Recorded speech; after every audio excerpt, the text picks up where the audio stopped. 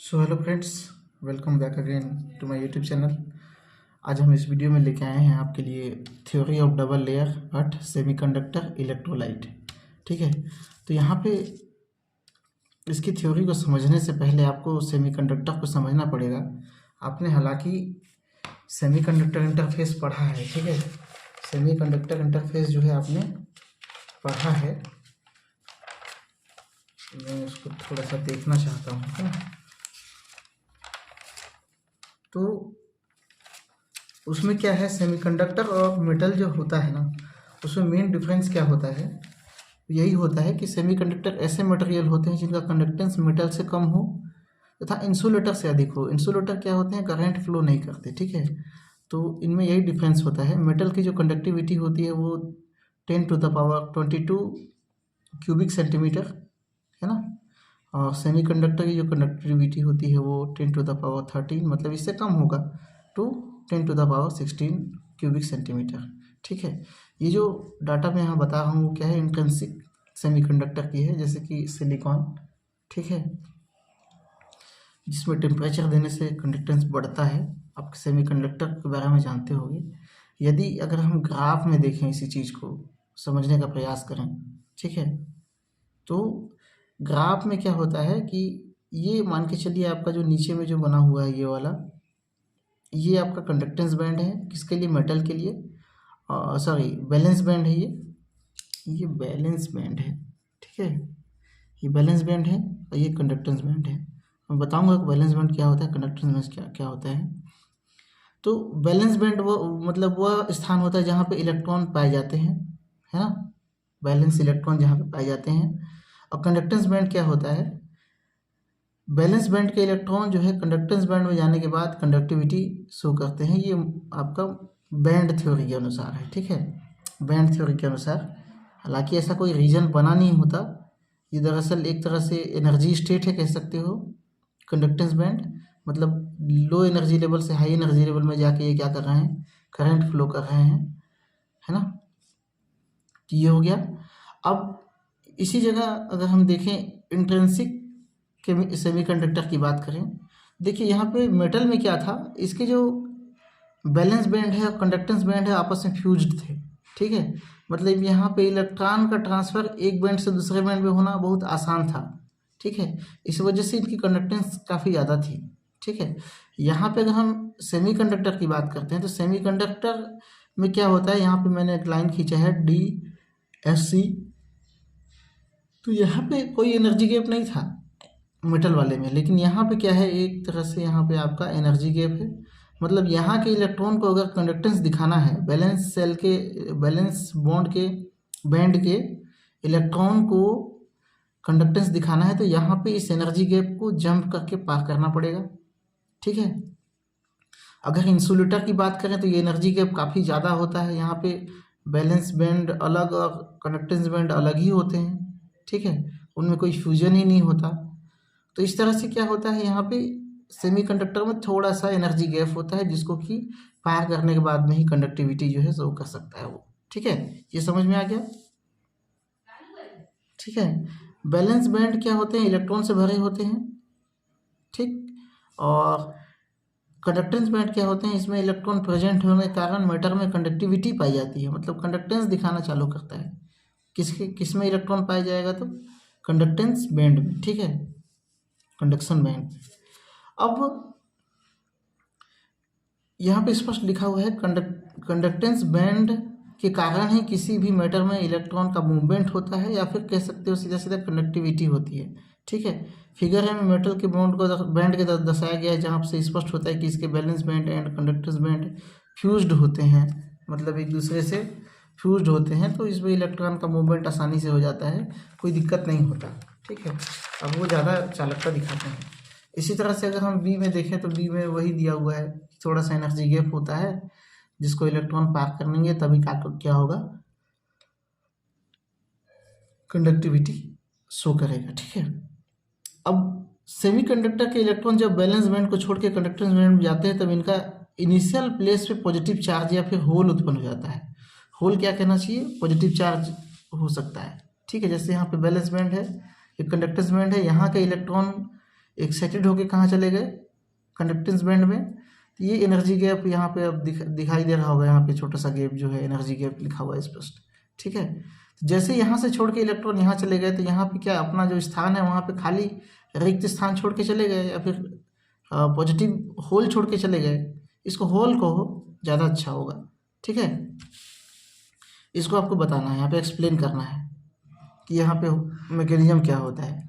हर चीज़ को मैं लिख के देता हूँ, लोग स्क्रीनशॉट मार के प्रिंट आउट निकाल ले रहे हैं, वीडियो देखना है नहीं, समझेंगे कहाँ से। अब मैं ज़्यादा लिखूंगा नहीं, अब ज़्यादा समझाऊंगा, ठीक है। यदि मैकेनिज्म देखा जाए तो ये कुछ इस तरह से होगा। लैटिक्स जो होगा इलेक्ट्रॉन निकालेगा प्लस होल छोड़ देगा, जिसको एच या फिर पी से दर्शा सकते हो, एच या पी दोनों से किसी से भी दर्शा सकते हो आप, ठीक है। प्रोटॉन भी पी ही होता है, ठीक है। यदि ये जो रिएक्शन है, ये जो मैकेनिज्म है वो ठीक किस तरह से है, H2O के आयनाइजेशन जैसा ही है। H2O जब डिसोसिएट होता है OH माइनस आयन में, मतलब नेगेटिव आयन में, और पॉजिटिव आयन में डिसोसिएट होता है, ठीक है। तो इसे इस प्रकार लिखा जाता है, इसका जो कांस्टेंट निकालते हैं तो concentration of hydrogen ion, concentration of OH ion is equal to constant H2O। यहाँ पर KW लिखते हैं, आपने पढ़ा होगा KW, ठीक है। तो इसी तरह से यहाँ पे मैं KSC निकालना चाहूँ, मतलब K सेमीकंडक्टर, कांस्टेंट सेमीकंडक्टर, तो क्या हो जाएगा, इलेक्ट्रॉन इंटू पी कर सकते हो, या फिर H कर देंगे तो कई बार प्लांक कांस्टेंट हो जाएगा, इसलिए यहाँ पे क्या कर देना, P कर देना, ठीक है। जो प्रिंट आउट निकालेगा वो तो गलत करेगा ही, यहाँ पे H प्लस अपॉन P कर देगा, और जो देख रहा है वीडियो वो समझ जाएगा कि दोनों में से किसी एक को लिखना है। तो इसीलिए अब मैं नोट्स को बिगाड़ भी रहा हूँ, ठीक है। जो स्क्रीनशॉट मारने वाले हैं ना, सावधान हो जाएं बस। तो यहाँ पे दोनों में से कोई एक लिख सकते हो, ठीक है।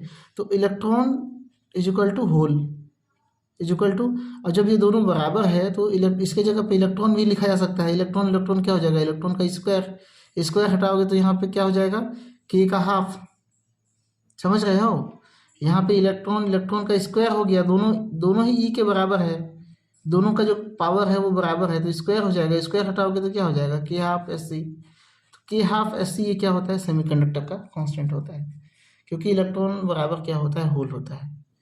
अब प्रिंट आउट निकालने वाले सावधान हो जाए प्लीज़, जो वीडियो नहीं देखता है ना उसके लिए यही सजा है कि आपको गलत नोट्स मिले, ठीक है। कुछ ना कुछ मैं भी लिखते जाऊंगा उल्टा पुल्टा, है ना, तब पता चलेगा, क्योंकि जो देखेगा तो समझ जाएगा, जो कॉपी करेगा उसको तो भाई क्या करें। अब सेमीकंडक्टर का जो सॉल्यूशन के साथ में इंटरफेस बनता है, क्योंकि हमको तो पढ़ाना वही है ना। तो एक कनेक्टेड सिस्टम बनाया जाता है, जो इस मॉडल को स्टर्न मॉडल द्वारा एक्सप्लेन किया जा सकता है, ठीक है।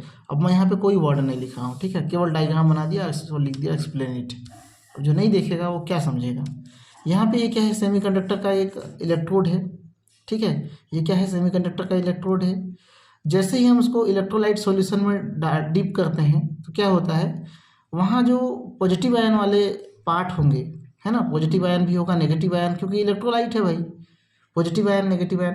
तो यहाँ पे उस इलेक्ट्रोलाइट को कोई सॉल्यूशन में भी तो, मतलब सॉल्वेंट में भी तो घुला होगा, है ना जी, सॉल्वेंट भी तो होगा। तो सॉल्वेंट के मॉलिक्यूल अगर यहाँ पे इसके सरफेस में आके अटैच होते हैं, उसके बाद में यहाँ पे इलेक्ट्रोलाइट के मॉलिक्यूल आते हैं, ठीक है। तो सॉल्वेंट के मॉलिक्यूल जो एक लेयर बनाते हैं यहाँ पे, इसके चार्ज को थोड़ा मेंटेन करने के लिए, ठीक है, थोड़ा मेंटेन करने के लिए, मतलब पोटेंशियल क्या होगा, थोड़ा डिक्रीज होगा, जैसे जैसे आगे जाएंगे डिस्टेंस में डिक्रीज होगा, ठीक है। तो यहाँ पे क्या हो जाता है कि थोड़ा सा क्या जाता है, एक लेयर बन जाता है किसका, सॉल्वेंट मॉलिक्यूल का। तो इसको कहते हैं इनर हेल्महोल्ट्ज़ प्लेन, मतलब अपोजिट आयन का वह प्लेन जो उनके मध्य से गुजरता हो और जो किससे लगा हुआ हो, इस सरफेस से लगा हुआ हो, ठीक है। तो वह प्लेन क्या कहलाता है, इनर हेल्महोल्ट्ज़ प्लेन।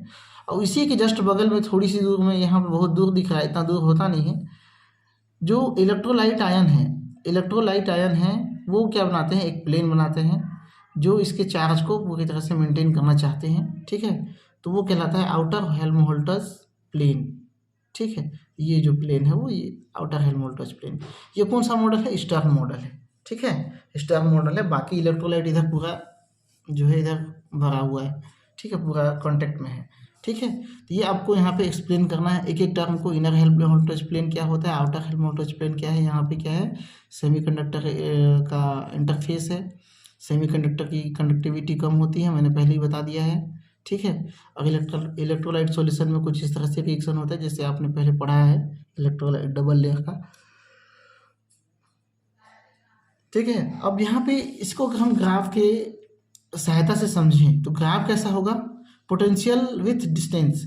जैसे जैसे हम डिस्टेंस बढ़ाते जाएंगे यहाँ पे, ठीक है, जैसे जैसे हम डिस्टेंस यहाँ से आगे बढ़ते जाएंगे वैसे वैसे क्या होगा, पहले तो जो इनर हेल्महोल्ट्ज़ प्लेन है वो क्या करेगा, एक स्ट्रेट लाइन डिक्रीजनेस देगा। ठीक है, उसके बाद का पता नहीं, उसके बाद कितने आयन्स हैं, कितना कॉन्सेंट्रेशन है, कितनी कमी होगी सेमीकंडक्टर के चार्ज में वो पता नहीं। तो वहाँ पे क्या होता है, एक इस तरह से कर्व टाइप का ग्राफ मिलता है।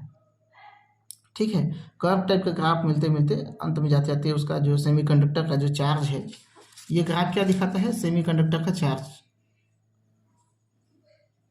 चार्ज वेरिएशन को दिखाता है विथ डिस्टेंस। ठीक है, ये क्या दिखा रहा है, चार्ज जो है डिक्रीजनेस होता है उसको दिखाता है। ठीक है, इतना चीज़ आपको समझ में आ गया। ये हो गया आपका double layer theory, Stern theory of semiconductor, और ये उसका ग्राफ हो गया। ठीक है, तो आप चूंकि इसमें छोटा सा ही है तो आपको कम से कम सेमीकंडक्टर को तो बताना पड़ेगा कि सेमीकंडक्टर होता क्या है, उसकी कंडक्टिविटी कैसी होती है, कंडक्टेंस बैंड क्या होता है, बैलेंस बैंड क्या होता है, एनर्जी गैप क्या होता है, इन सब को डील करना पड़ेगा आपको। ठीक है, तभी जाके जो है आपको अच्छा मार्क्स मिलेगा। ठीक, तो चैनल में बने रहने के लिए बहुत बहुत धन्यवाद। आप सभी का तहे दिल से शुक्रिया।